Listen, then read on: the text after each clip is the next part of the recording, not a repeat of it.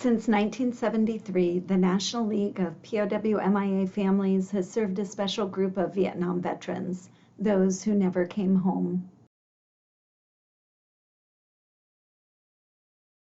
Comprised of the close family members of our prisoners and missing, our nation's unreturned Vietnam veterans, the League has been instrumental in achieving answers for over 1,000 families, ours included. My father, an Air Force fighter pilot on his second tour of duty, was missing in action at the very end of the Vietnam War. For nearly 24 years, our family faced the burden of uncertainty, my mother not knowing whether she was a wife or a widow, and us kids not knowing if Dad would ever come home. Finally, his remains were repatriated, identified, and interred with honors. Finally, our family had a truth to face and move forward from. Today, there are 1,585 Americans still unaccounted for from the Vietnam War.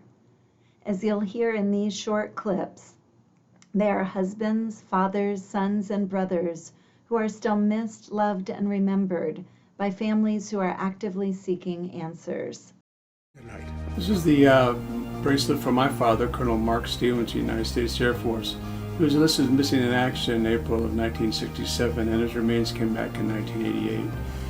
My POW/MIA story is obviously about my dad, Colonel Oscar Moderer, who was shot down over Laos on 2/15/66. I'm Joanne Shirley, the Georgia State Coordinator for the National League of POW/MIA Families and former chairman of the League's Board of Directors. This is a picture of my brother, Major Bobby Marvin Jones, MD, United States Air Force flight surgeon. Bobby has been missing in action since November the 28th, 1972. He was flying backseater in an F-4D flying from his base in Udon, Thailand into Da Nang. Shortly after we lost Bobby, we joined the League of Families and we got our POW/MIA bracelets with Bobby's name on them. I have worn this bracelet every day since then. The National League of POW/MIA Families works closely with the Defense POW/MIA Accounting Agency, National Veteran Service Organizations, and partners such as the Vietnam Veterans Memorial Fund. Together, we promote POW/MIA awareness and seek answers to the fates of our unreturned Vietnam veterans. Answers are possible and important. Get inspired, informed, and involved. Visit the League at www.pow-miafamilies.org and follow us on social media.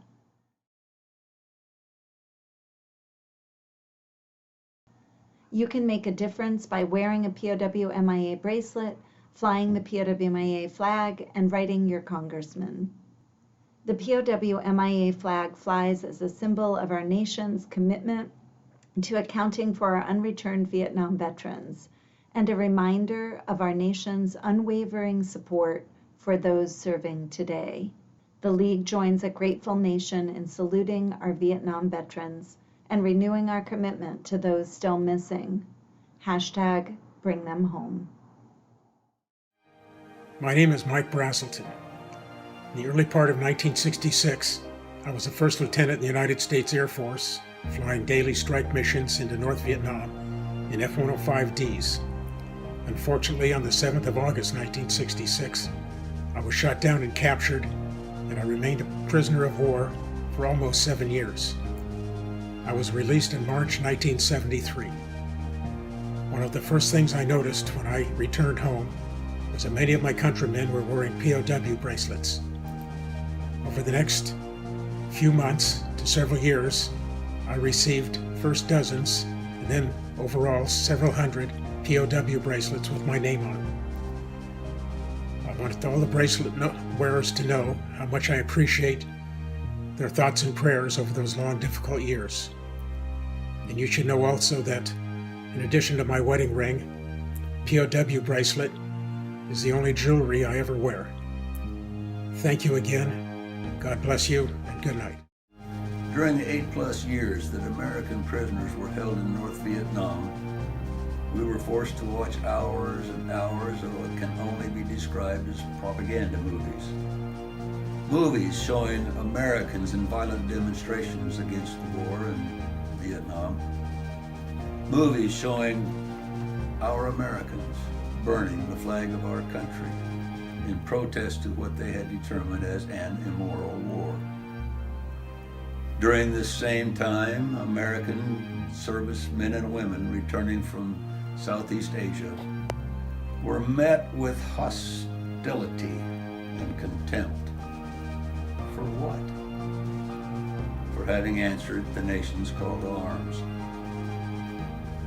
With this background, I think you can imagine the shock and blessing it was to find out from the new shoot-downs in 1972 that there had been a significant mobilization in support of the prisoners of war in America.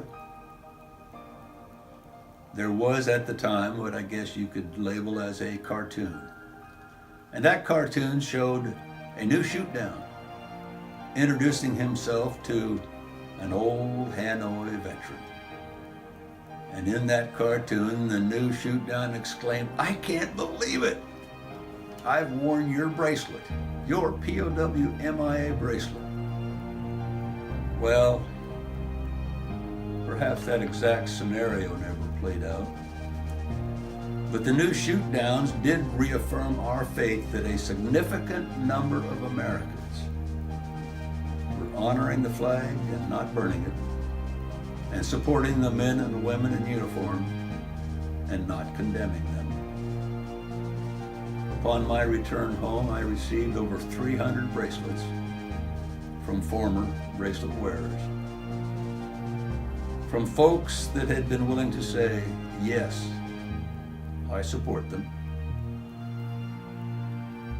It was my honor and my duty to write each and every one of them a personal letter and say, thank you for believing in us. It was likewise my honor and duty to place the bracelet of Air Force Captain Paul D. Raymond, United States Air Force, 9 September 1967, North Vietnam. Paul hasn't come home, and I will wear this bracelet until he does, or I die. May God bless your initiatives and support of the POW MIA movement. May God bless you and God bless America.